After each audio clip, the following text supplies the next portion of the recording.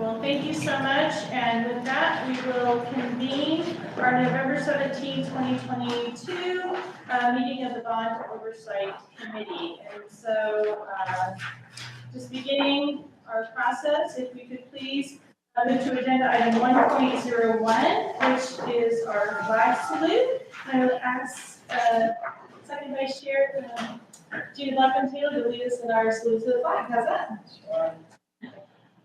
I pledge allegiance to the flag of the United States of America and to the republic for which it stands, one nation, under God, indivisible, with liberty and justice for all.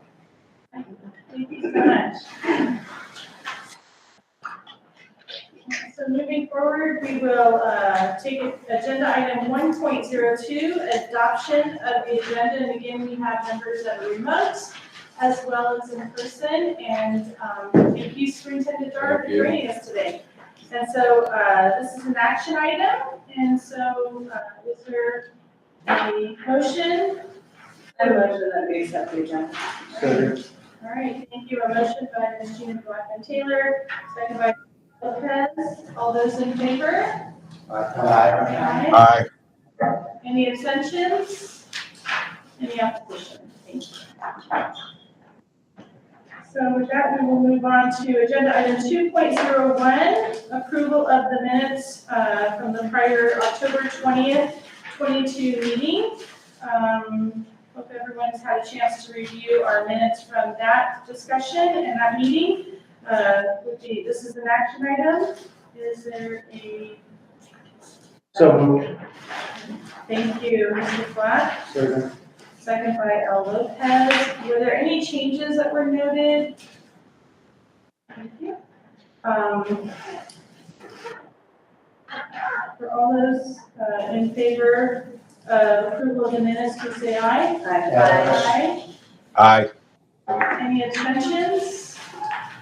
Any opposition? With that, the minutes are passed from the October 20 and 22 meeting.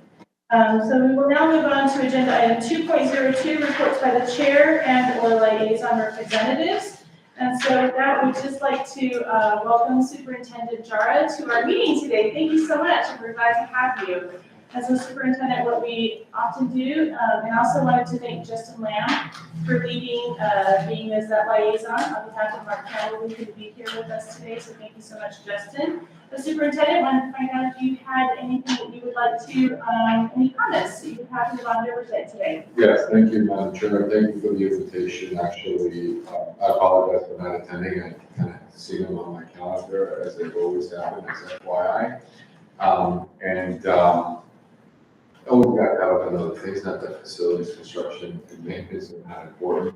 But I spoke to the chair and wanted to express my gratitude. But then also let her know that I'm going to start prioritizing our work here for two specific reasons. One of the biggest pain points that we have, and I apologize if you can't hear me, and I keep forgetting that we're still in a hybrid mode here a little bit. One of our biggest pain points in our schools is really our facilities, and I know that this is where we spend a lot, and as a board, priority over the bond spend. We have a very robust program, and I know that we've been in transition. And I'm just letting you know that I'm managing a personnel matter that wanted to let you know that. I would say I'm intimately involved in some of the work that Mr. Campbell is doing and has filled in. So as we continue to process, what I'd like to do is, keep you up to date as we move forward. But certainly, this is a priority for me and for this community, and we're working as fast as we can to make sure that we our matters. We have because our facilities, our bond program, and our entire footprint is something that is not only a priority of trustees as well. So I will be participating regularly with you. And again, thank you for your time. And if I can also just continue to think about as we move forward as my representative in the ASAC, I think as we continue to improve, the better as an organization, we're going to move forward into Rick in the coming years is how do we then meet the objectives of the board, trustees, and the focus point where we better utilize our facilities. Some cases where they're under capacity, where we have to do some shifting in I would say,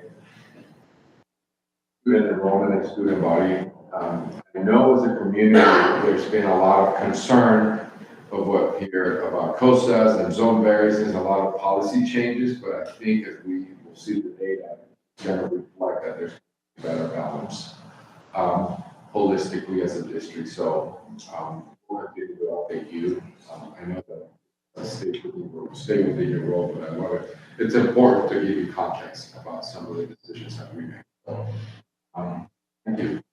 All right, thank you so much, Superintendent, and please know that we're welcome to have an opportunity to engage with continuity. We have a lot of lofty goals, including policy and some of the different revisions, and we want to make sure that we're doing our part to help the district be efficient as we represent all stakeholders. Thank you again for being here with us, and so we'll turn over to our liaison. And let's start with Chad Conrad. And Chad is attending virtually, so Chad, the screen is yours, and he is our finance and investment liaison. Thank you. Just one quick update for the group. There was some reporting, I think that I had requested on FCI and facilities. Mr. Campbell responded back, and just to let you know that the request was going to take a little bit longer than what we had originally planned and what I had originally spoken to them about. So we're expecting on the facilities and FCI reporting probably in January to February was Mr. Campbell's update on that. So I'll continue to follow up and keep that on the list, but we'll have more to come on that. That was it.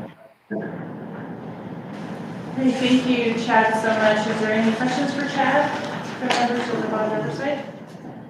Okay, now we would move on to construction with Lopez and Abraham. Alfonso Lopez for the record. Abraham and I spoke a little briefly after the last meeting. I'm not sure if it's really a construction issue, but there's a security issue at one of the schools. I'll let Mr. Camargo elaborate a little more as to what location and the issues are on this particular school. Thank you. I'm Abraham for the record. Sorry, one came back from the dentist. Don't skip those dental appointments. I was talking to the principal at Desert Pines High School, and he made aware to me that the school has many security blind spots and lack of proper cameras. The school has been facing with a lot of current incidents regarding different cases of crime and student assaults on the school property.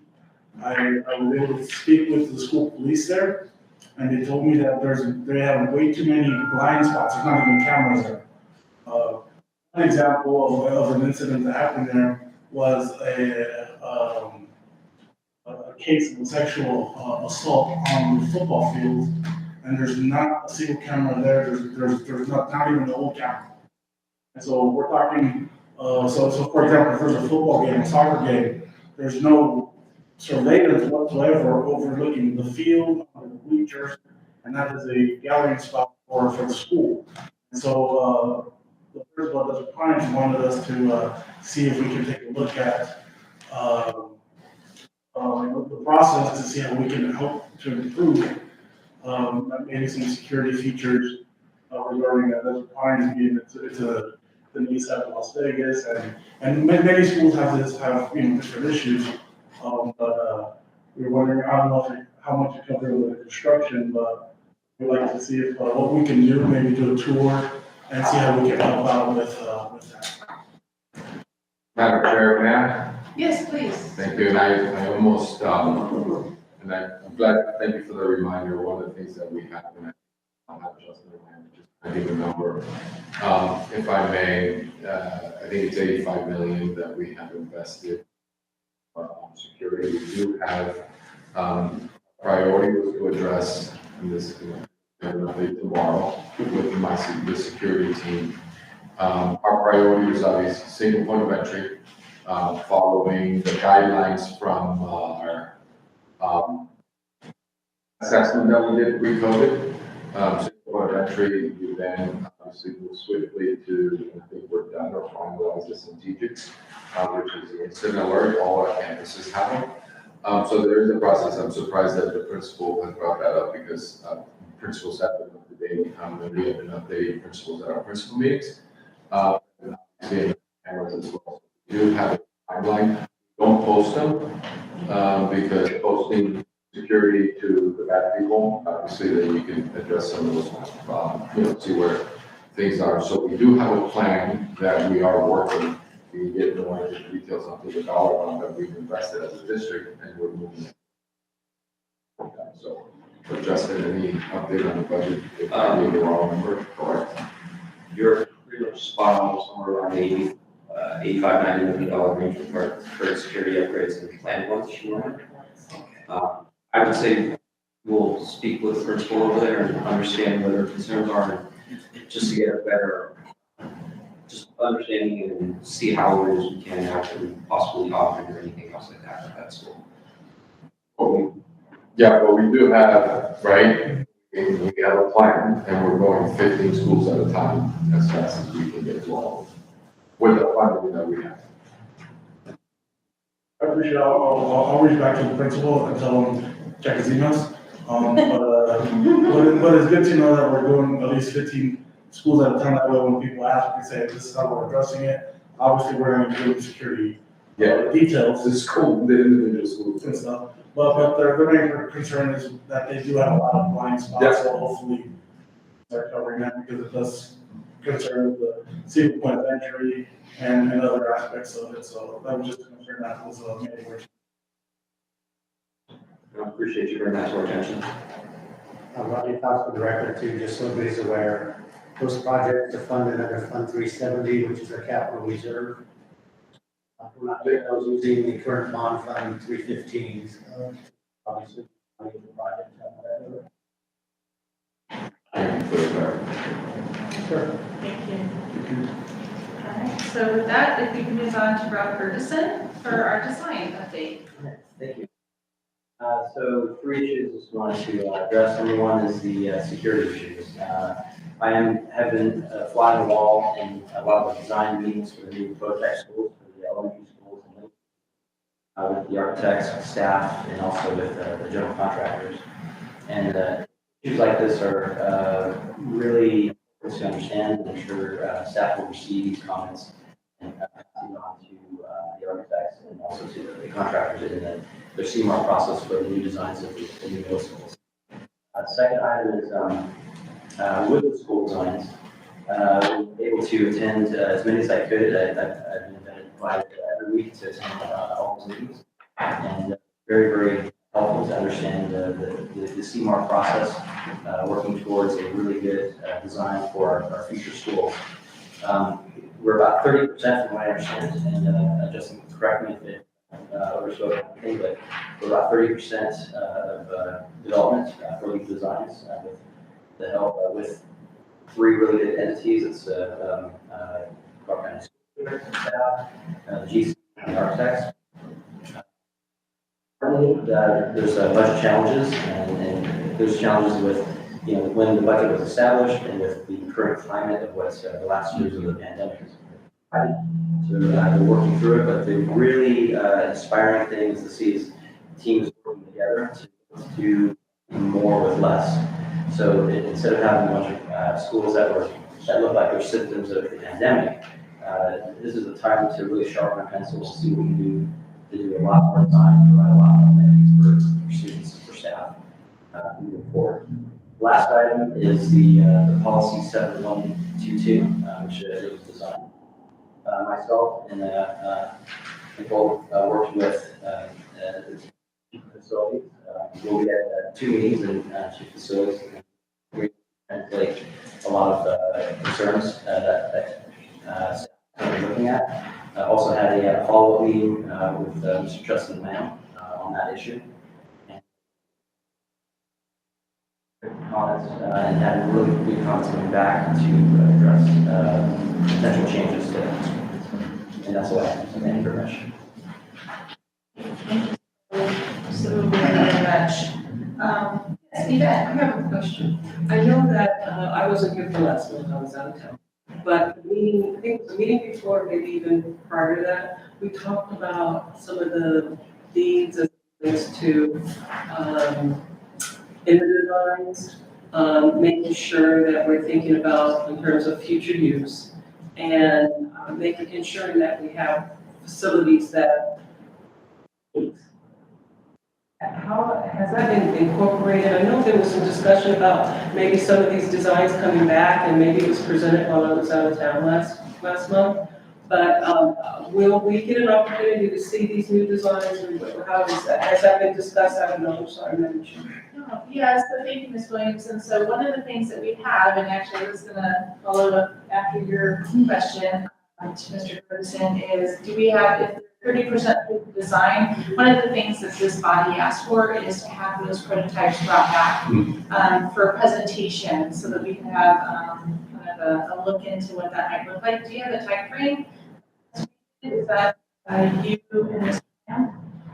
But I agree with Ms. Williams. I want to bring it back. Okay, I did talk with staff, and Brandon McLaughlin has made mention to me about me asking that he is putting together a presentation for that.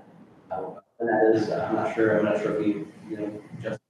I'd like to get closer to 60% as we approach this, just so that we can really dive into more information and have better detail. Still working through a number of challenges. At 30% is kind of anybody who's worked through a construction project and that project knows. Start to really finalize the big elements when we get to about 60. Yes, it does. Thank you. Thank you. Are there any other questions? Gina?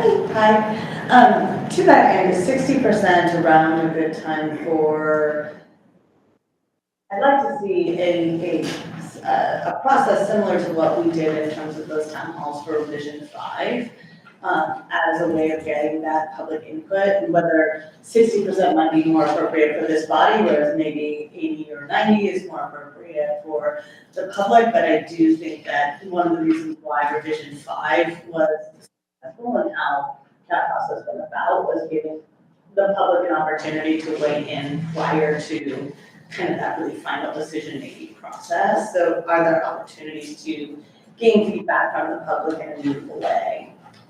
So for schools and times, since they are replacement schools, there will be only kind of a small neighborhood meeting at the schools. And I would have to double check on dates when those are being held, because those are in concurrency with a lot of items for planning commission and city council. Can we get those days too when they're set? Yes. That'd be great. Thanks. Yeah, Superintendent Jar, for the record, it's a great idea on the overall community input, whether it's 80, 60, 90, I think it's, it's debatable. I know we spoke, because I spoke to the chair yesterday, one of my goals that we think about is how do we spend on concrete, right? And then also get more efficient buildings, so our money can go further. I think we have beautiful buildings and they're amazing, but then how do we then decrease that space so we spend less on operational? And as always, is when we walk in and just that AC that just continues to pump, right? I think it's some of the structures that we need to do, I would say, a better job as we move forward in the working schools that we're building. So it'd be great, good challenge for you to start looking at that and bring those recommendations. This would be great. So Ms. Williams, if I'd like to ask a follow-up question, if that's okay. I was just going to suggest that I know you mentioned that this would be for those neighborhoods where it's being replaced, but I really feel that this should be something that's community-wide with the community, because these prototypes that we're deciding on are what we're gonna be building going forward. And so I think it's important that the community have some ownership in that decision on what their schools look like going forward. I would rather see, it's just my opinion, I would rather see that the community-wide have an opportunity to see it, not be a private kind just for these neighborhoods. Because I know like in my area, Spring Valley, we're really, and we're.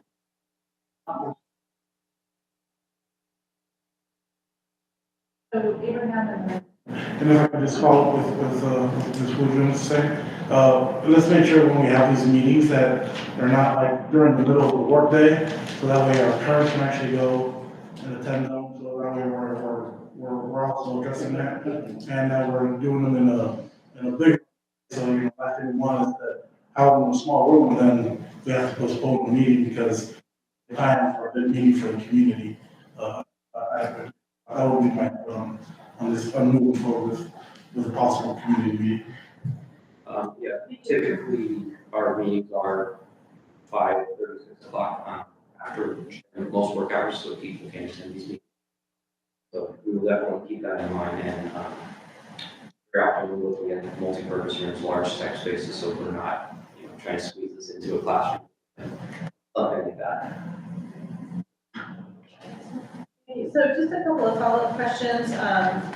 As the prototypes were starting to be developed, were there some CSD goals that were also implemented that guided that process, such as what we're hearing, you know, obviously from the superintendent? And then I think my second question would also be, is the total cost of ownership also being impacted or waylaid into that process as well?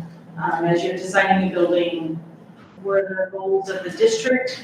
And I think it also goes back to some of the policy revisions that Ms. Blunt Taylor and Ms. Williams are supporting in their work, as far as like capacity, but also how the buildings are designed with the goals of the district first. So very much, we are keeping those goals in mind. There were a series of working groups internally with teachers, principals, all kind of a number of the different stakeholders within the district about long-term needs of the schools and goals. And at the same time, we're always looking at total ownership of our schools. Definitely not looking at our first cost as much, or I don't want to say as much, but that is a consideration as well as the long-term maintenance costs. So, really good example is kind of developers. They were always concerned with first cost, so we were always, I want to say, making those buildings as cheap as possible. Because they were looking to turn them around in 5-10 years, right? We have an ownership of 50 plus years in our schools, and we're very conscious of that as we move forward. I'm not trying to help or leave our make for anybody else involved in these. The struggles after we get done. Our facilities for that, and we really want to make sure that we're always providing what we can for everybody, all the students, the teachers, all the people that have to help keep these things running. Thank you. I do also appreciate that on the design side, that a focus on sustainability is what's the primary focus as well. And that also leads into the total cost of ownership, what's the utility cost, and how much natural lighting and concrete, because concrete's one of the expensive thought right now. So are there any additional, yes, Dave? Hi, Dave Flatt for the record. Do we have a timeline on the 60%? I want to say, and please don't hold me to this right now, we're looking at first part of next year. Maybe first quarter, maybe by the end of March, possibly, not to be held to any timeline. How's that? We should be. Even though we don't mind the lead. No. Just kidding. You didn't say what year. How about spring? Spring of what year? 23. Okay, we'll be looking forward to that. So, wanted to make sure, for those that are attending remotely, Michael Flores, any questions for Michael, Byron, or Chad, or comments? I am good, thank you. All right, thank you so very much, and thank you so much for that report. Now moving on to Dave Platt, and we don't have Gene Lazaroff with us today on site selection and land use. Is there any update today? Haven't heard anything at all. All right, thank you so much. Now moving on to Gina Blackman-Taylor, and then Gina, if you wouldn't mind even giving any update on the policy with Ms. Williams as well? Sure, absolutely. Thank you. And Yvette, I welcome you to jump in anytime I miss something or say something. But policy 7112 is the one that Yvette and I are working on with facilities and have been perennially. But however, we had a really productive meeting with Mark Campbell, was it just last week? I don't know, time is weird. But we once again kind of, I thought, tried to cover what had been some of the early concerns brought up in that first meeting with staff. I feel like we put it on a better footing moving forward. And Mark said that he hoped with staff to have some sort of very, very loose draft by January of next year. 2023, yeah, Jesus, 2023. Yeah, that will, and then at that point, we'll also have, again, all of that planned input. This is just to kind of get some of those basics out of the way. And one of the big things, and this is Chad, to kind of your point earlier with FCI, is how can we make FCI one part of the equation, but how do we kind of adequately include those other elements that are important in that decision as well. And then we had talked a little bit about Boulder City and promises made to that community when it came to looking at possible solutions for that area, knowing that there are two schools that were slated for replacement, but what can that look like, or what does that mean going forward? And then just also reiterating some of the conversations that we had had with the need to, the desire to be more robust in that kind of, the developers are making promises to to city councils and planning commissions and whatnot about what's going to be there and about how CCSD and how developers can be held more accountable for land use and promises made when it comes to schools and then as we head into that legislative session, keeping an eye on where solar might expand and some of that funding that was based on an earlier meeting that we had with somebody in Shenandoah Gas Run, who was not back, so. Unless that doesn't want to add. No, I think she covered it. We did express our concern that we kind of feel behind the eight ball a little because of all the changes, and we kind of keep having to kind of restart. Yes. And so we hope at this point that we're beyond that now.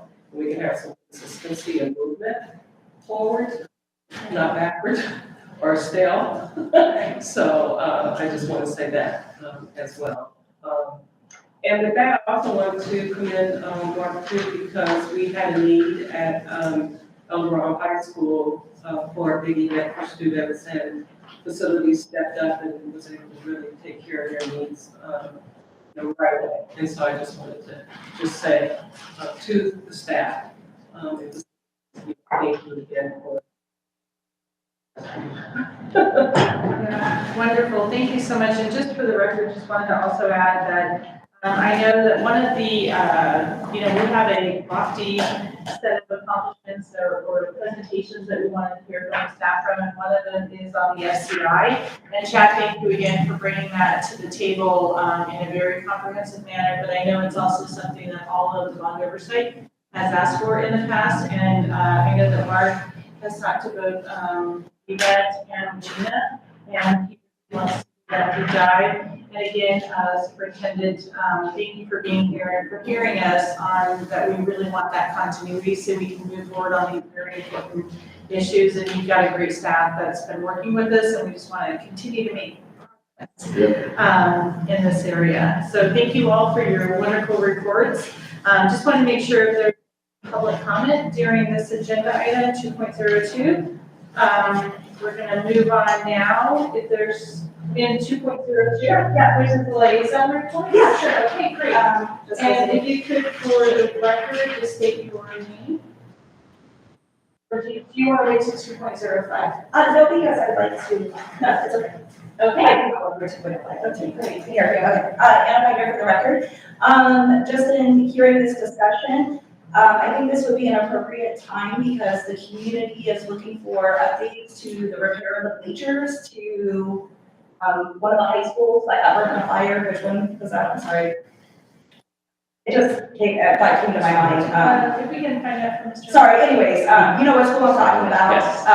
So, you know, they're now like a year down the road, they don't have their bleachers repaired and, it's affecting them.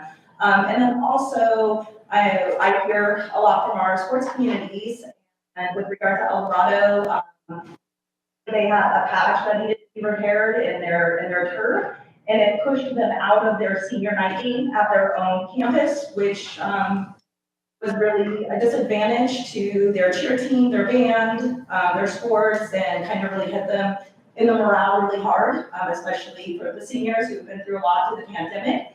And by the time I found out about it, it was 2 days before the game. So I was a little disappointed that I was behind in that. That one, and then there was something else, but I'll hit it again. You want I to- remember. Yeah. Yeah, okay. Okay, and I know you wanted to speak on another. Yeah. As well, so. Right here. Yeah. Thank you.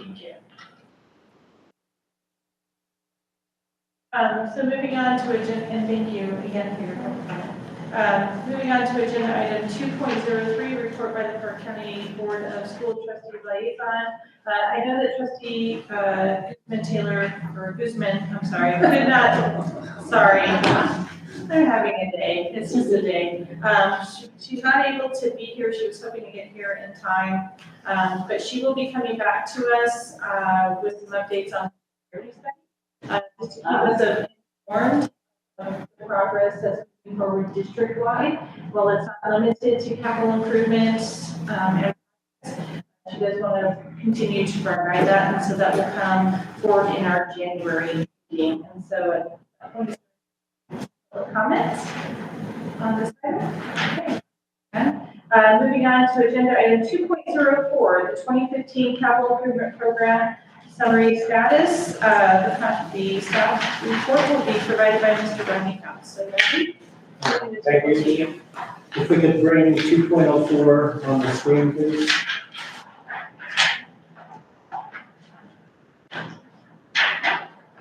If we can scroll down a little bit so we can see the bottom of the revenues. Currently, not much has changed other than our investment income since the last report we've done. We're sitting at $2.86 billion that we have in revenues. One positive aspect of the time that we're in with the inflation and everything is at least when we have our money sitting idle, we have it invested, and then money is growing at a larger rate because of the higher interest rates.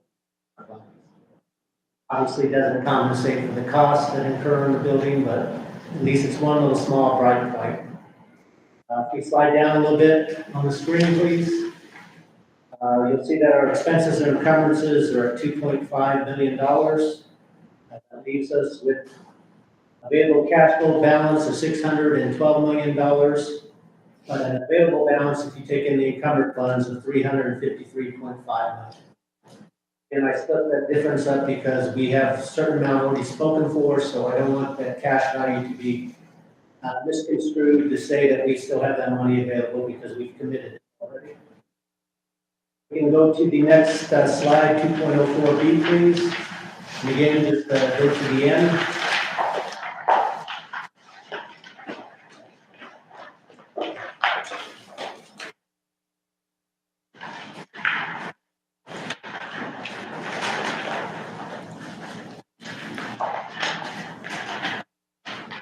This shows again that we have $7.7 million that we anticipate raising in our bond funds.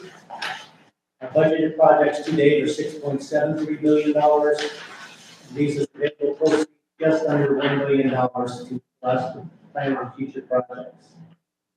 The items that changed within the budgets for this month are primarily in two areas. The original budget change for Desert Rose High School by $7.9 million, and that's because we had submitted earlier an assessment on that project. We got an idea of what the work needed to be done, so I put the budget in for that amount.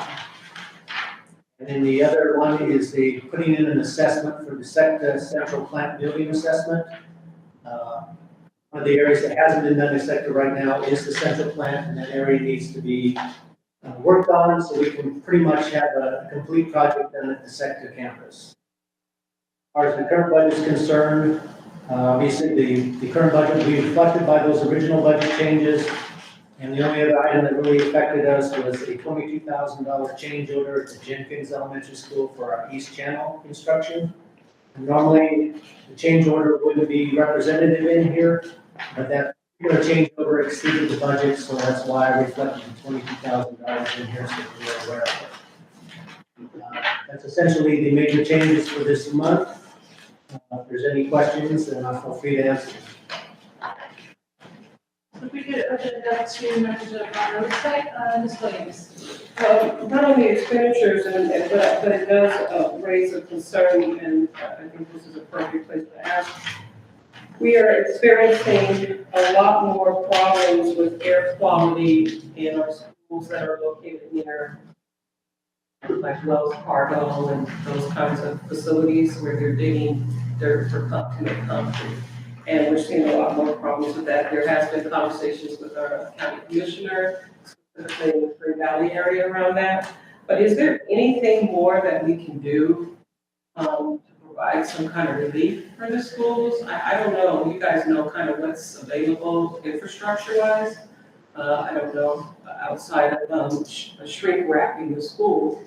Is there something we can do, because we're getting a lot more complaints of asthma and even the staff.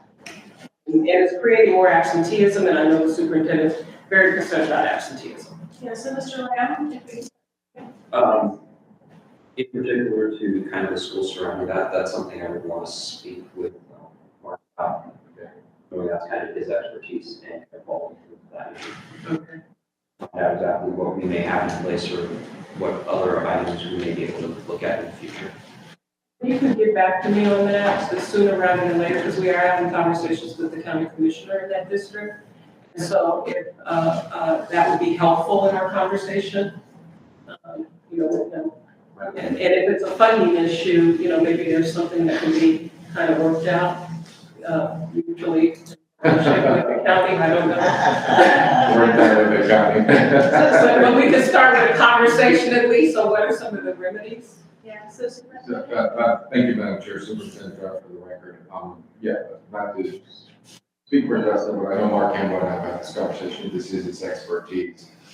One of the things that I know that we do have some pilots in some areas for sensors. Mark is brilliant when it comes to sustainability and air quality. I know enough to get myself in trouble, so I think why don't we, if we can, for future, so Mark can come in and give us an update, because we do have some infrared sensors that he's putting, some dashboard and some different things that we're looking at for just that specific reason in air quality. If you recall, I was invited to Mark's great work and the team on air quality summit at the White House, and two districts sent that right up. So Mark is looking at some of these dashboards, all these different things to address that specific issue. So maybe a future agenda item. Mark would be I just great. made a note of that. Okay. Next agenda. Thank you. Yeah, so thank you so much. Abraham. With that right there, it not only is it air quality, but being on a safety guy. Now I'm actually curious, is the students and our employees, our teachers being exposed to silica dust? So maybe we need to talk to SCATS and have a SCATS and have a industrial hygienists do a test out there, because if we're close to Wells Fargo, that might be a concern, not just for air quality, but for exposure to silica dust, and that can be a big headache for the school district. Yeah, so Aaron, if that's okay, I'll add that to that bill that we'll bring back. I should ask, Wells Fargo, that's a separate company that is producing the dust. Usually at, Clark, and is it in Clark County? Yeah. You might also reach out to air quality control at Clark County. We have, that's another whole story, we don't have time for. So what we'll do is we'll bring this back, in our future agenda planning, and, since we will have a hiatus in December, perhaps in the January, we'll have a double up, presentation and talk to December. Yes, Ms. Wayne, in that report, could we please ask Mark to include sites where these schools, and identify the schools that these, where these sites are, because Wells Fargo just reopened an old site that was closed, and now that's created an exposure for those schools that we thought was over and done, and now they're back. Okay, so I'm adding to that, motion for 2.06, so thank you. Any other questions, comments?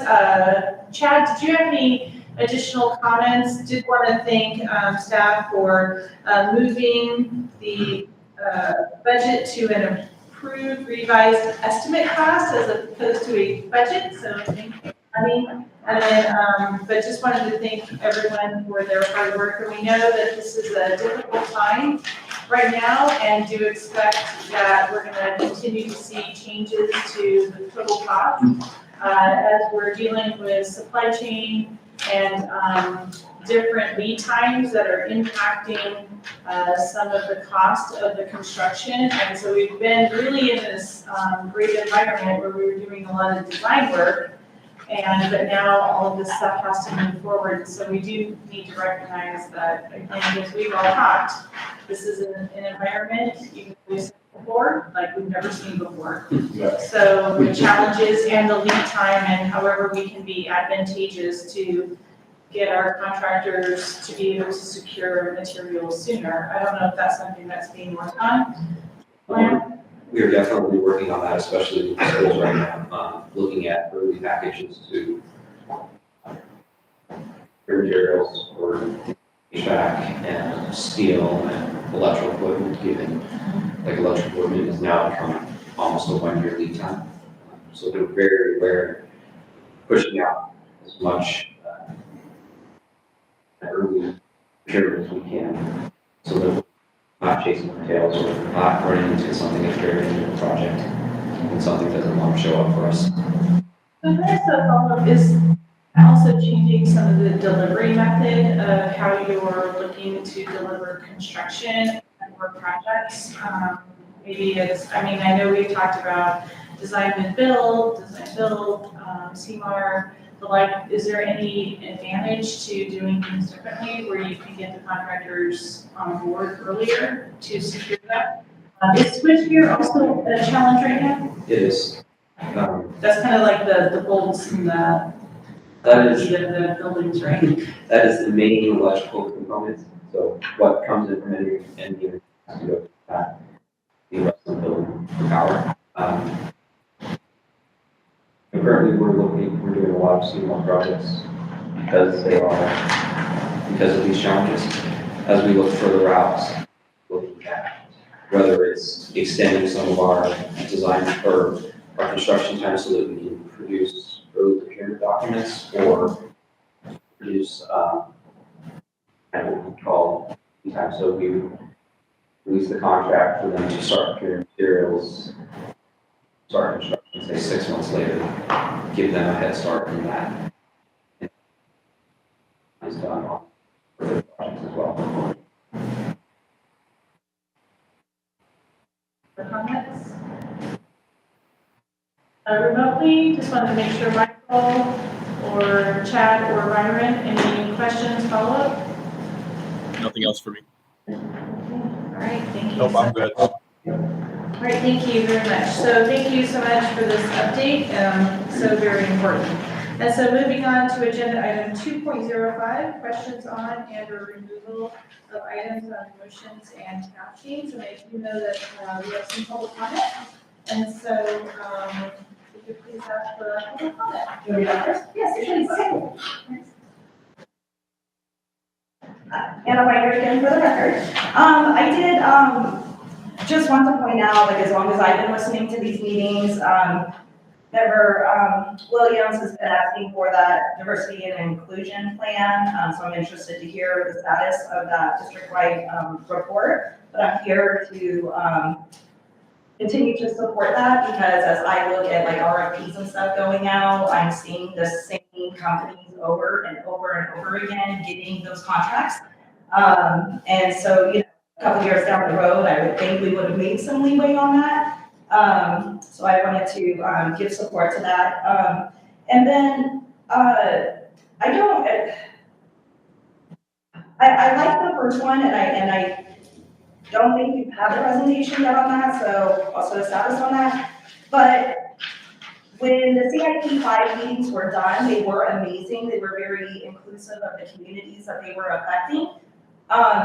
However, I believe there's a lack of understanding in the public, the way that the CIP works as a whole, not just to the actual areas that are being presented for, you know, replacement, change, whatever. And this is coming up a lot at our ASAC meetings, that there's not an underlying understanding that we need more bond money, that we need more investment. And so as the next legislative session comes forward, I'm wondering, I know the district has already set their priority for BDRs and whatnot, but is there a mechanism that we can implore our community, our parents who are affected all across Clark County, to be given updates or a way to advocate for bond funding? I mean, you know, everyone complains, either it's not the overcrowding, the new schools, you know, to keep up with development, but I would think that we would have a way that we can message and get out to our community the dire need that we need for more funds for new schools, you know, upgrading the HVAC systems, you know, all of the issues that you guys discussed here, so thank you. Thank you so very much, and thank you for that feedback. And Ms. Gina Blackman is our community relations person, so that will chat with you. And she's going to chat with you regarding that. And then obviously, our trustee is not able to be here today, but this bond oversight committee does follow back through the trustee to bring things forward as well, so that they can advocate. And so thank you so much. And so with that, we have our, I want to thank you again, but our motions and taskings, and one of the things that we do know is that we want to ensure that we have our members present. I know that the trustee who couldn't be here today, she is going to be bringing back the disparity study, and it's a culture and climate, and it is district-wide, and so we would like to have that conversation before we look at any of those items related to diversity and inclusion plans, which is an issue. And she will be providing those updates on behalf of the Board of Trustees and that progress. Mr. Lazaroff isn't here today, and so we also want to hold off on that item. Ms. Williams, do you have any update on your conversations with Dr. Barton? I have had conversations with Dr. Barton and with Superintendent Chara, and but we haven't. I don't think we've decided on. At least I haven't heard anything as to when a presentation might happen. I kind of haven't been pushing too hard because I understand some of the difficulties that the district has been dealing with, just with, you know, short staff and just all these things going on. And so I just wanted to make sure that they had the reading room they needed to be able to function and to get priority for our students. So, and so I just really haven't been pushing too hard, but maybe since we have Superintendent Jarn here, maybe we can take advantage of him a little bit. So you can wait for Dr. Barton to come and do it for any time.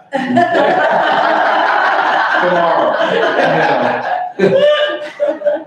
Madam Chair, is the presentation on CTAs? Yeah, and what we, the conversations that we've been having, so you know what we're talking about. Yeah, thank you, Madam Chair, and members of the board. Here, one of the things that, and I know when the beautiful CPI that we approved last year, revision 5, we added those smaller schools, we added the Northeast CTA, we added Southeast. That are, I think that is in a response to look at providing more choice. It's, these comprehensive high schools are great, but kids are looking for different opportunities. So those are the things that we're continuing to do. As future after that, we don't have any, direct costs as to, the cost of delivering building CTA programs. What we've been talking about though has been, I'd like to use the analogy of bringing, the horse to the water as opposed to trying to create new wells and all of that. So what we were looking for is an analysis, a report, and a kind of an analysis of cost. And is there cost savings, to be able to identify if there's cost savings, if we were, and I know about it, where we have to have a much more robust transportation budget, which has been a lot of conversations with our legislators that I've been having, where we would, let's just use Northwest Career Technical. All the kids in that region, instead of just the 2,000 enrolled, that maybe there's 7,000 kids that actually go to that CTA because they're going to just for those CTE programs, and then going back to their home school for the rest of their education. Okay. That's what. Got it, okay, so if we were to change that delivery model. So what I'm hearing, and actually I have it on I wanted to do, because remember approving the entire complex of global community, which is the CT there, and also the family support center. If you haven't seen it, we need to take you on a tour. Beautiful complex for that entire East Las Vegas. There's a clinic, there's mental health, there's legal aid. It is a complete turnaround, wraparound services for that entire school community there. So we do there for CTA there. There's only about 150 kids right now, right? And those are district wide. So everybody has. So I went to the first week of school, and you have kids from Coronado, Shadow Ridge, Arbor View, so kids from everywhere are going there. Like Desert Rose. Correct, and it's a different delivery model, and if you recall, it's also, the goal is to have it for a night for parents to have access to the entire building. So maybe a presentation on that model as a strategy to look at moving forward. We haven't gotten there yet, but we're looking to see how it works here, to see changes for as we go to school. Okay. Yeah, because I was looking more at the Desert Rose model that we created. And the conversation that we're having internally, which is a bigger discussion that we need to have for this is for, I can tell you it's the 24, 25. Again, we have to make some of these final decisions because principals get their budgets in January for 23, 24. It's an overall transportation conversation. And I know that I've had discussions to say, well, do all magnet school kids get a bus back to RTC? So then it gives you some flexibility on busing. But our infrastructure with RTC is not as robust as other cities, like LA, Miami, Because there's areas they don't. Chicago. So there's a problem. We continue and partnership, they have to expand their offerings for our kids, if that is even a possibility. So we can do we can do something around a presentation as to the CTA, and that we can do that when we come back in June. Dr. Martin has presented that to the workforce community, to the LBGEA, the business community, but as far as the transportation, overall robust for kids, I think that's going to take us some time. Because that's why I think where, I know at least for me, I'm not sure about my colleagues, but for me, understanding the system and how our delivery works, I understand that the transportation is something that we have to cost into cost of delivery. And so if we were to go to a model like that, where our CTAs are able to service the 1,500 to 2,000 kids, then there's 6,000 kids, multiply that times the number of CTAs we have, all of our kids pretty much are able to get CTA programs, CTE programs that they're not currently able to access. And not necessarily have to fall to CCSD, we just aren't able to hire enough professionals in those industries to deliver that kind of teaching to all of these different schools. So if we were able to condense it and have them into these spots and then bring the kids to them, what does the transportation, what would that look like? What would that cost be? I want to understand it because I want to know if we're going to make an ask of the legislature, what we don't even know what that might look like. How does that then affect our budget? And then as we build schools going forward, we don't have the need to continue to build a CTA because they're more expensive. And maybe we can make some savings that way. We can gain some savings that way. So would you also have Dr. Barton include the Desert Rose model? Because that serves the 6 North Las Vegas high schools, particularly around vocational training. So they have a great nursing program, they have a IT program, but they also have welding, electrical work, you know. So that this body can kind of understand what that looks like and how that works, because that program is very successful too. So if I respond, I think what we're looking at is to have a presentation perhaps, and we can do this in the future, next agenda items.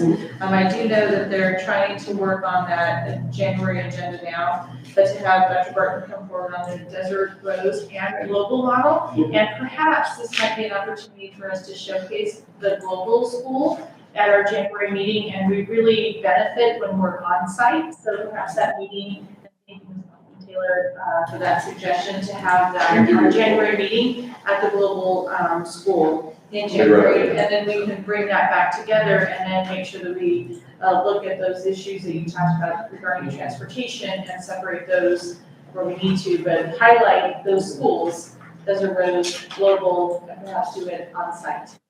Yeah, and I love that because I missed the grand opening, so I wasn't able to go, so that's great. Me too. But I would also like to maybe our next meeting after that is to have our meeting at Desert Rose, so we can see what that looks like, because it is different than global. Right. We do like. But it's still effective. Okay, so thank you. So a future meeting also at Desert Rose and at global.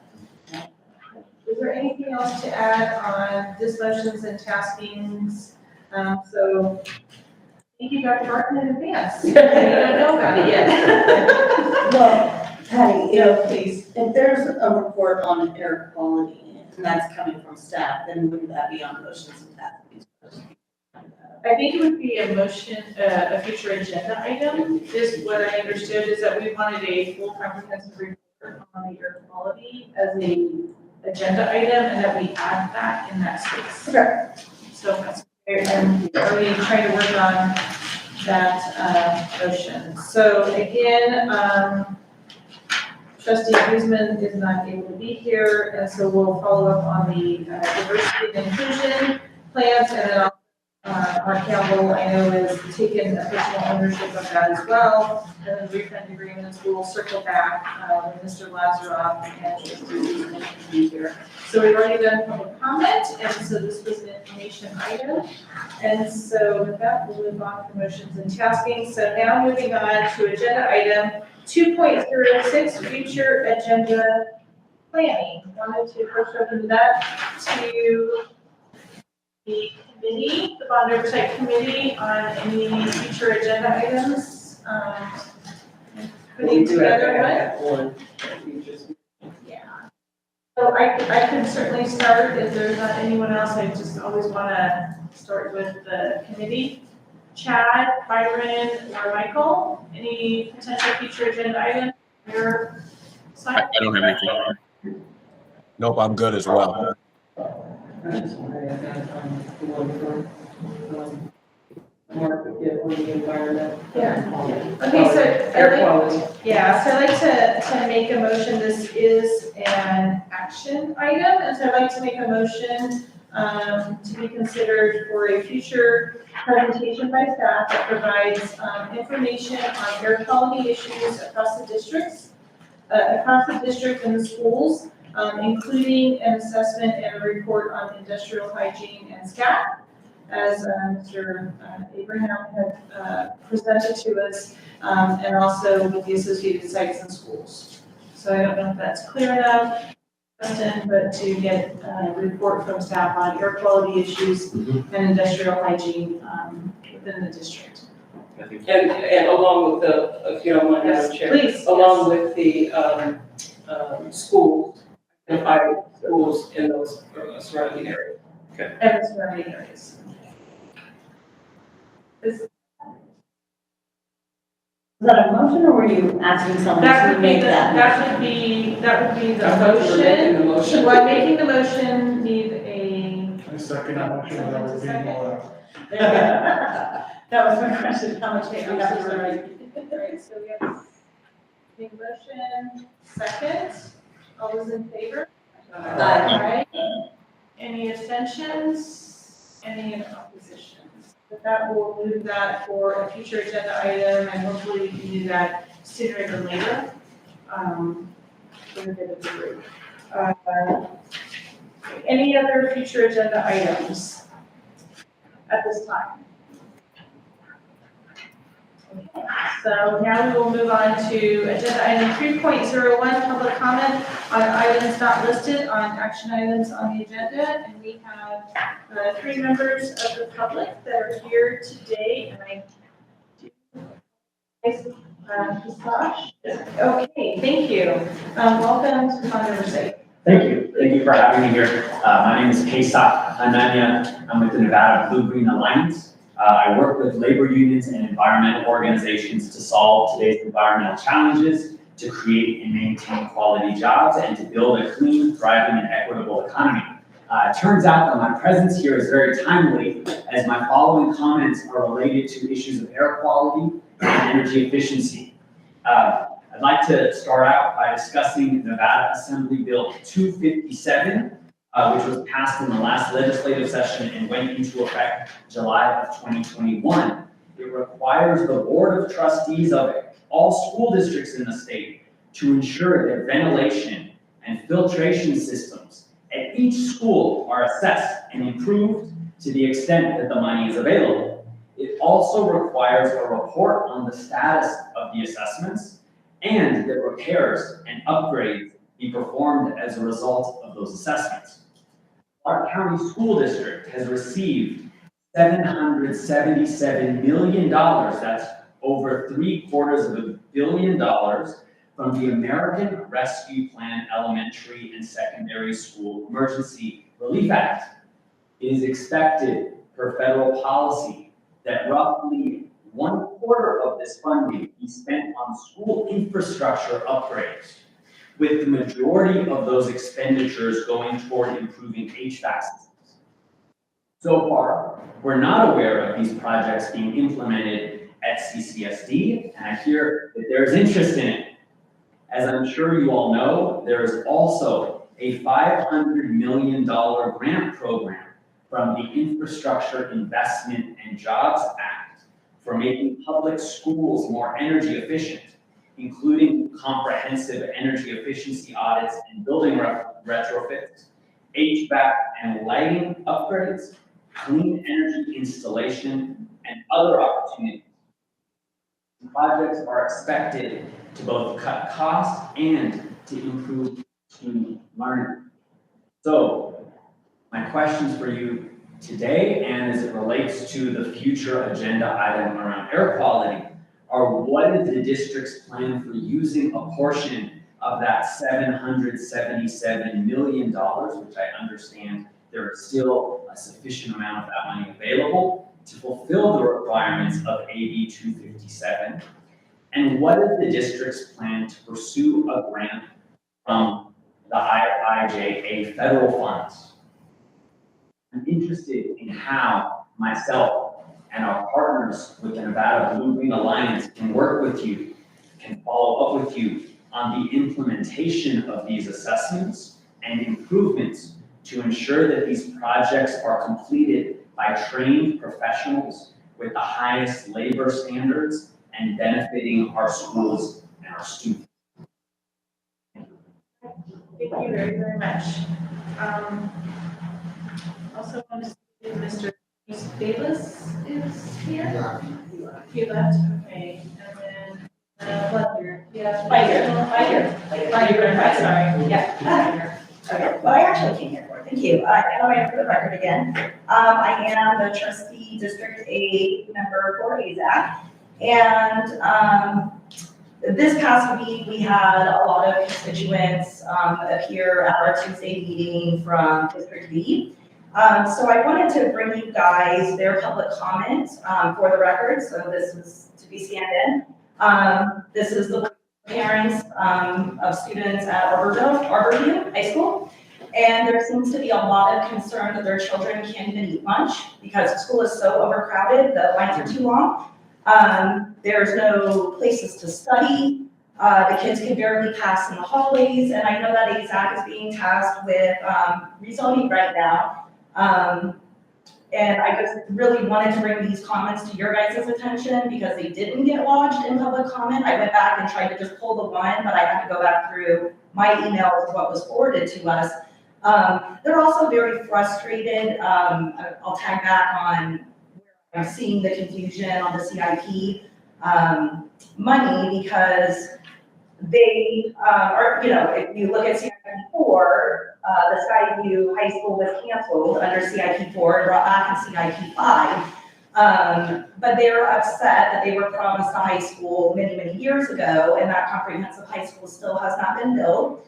They understand the incoming CTA in the area. They understand those things, but their underlying frustration is we potentially had a lot of notice of the growth into that area. And they feel that there was a lack of priority for the comprehensive high school to alleviate the overcrowding in that area. So I just wanted, again, on Oversight to have those comments from those parents.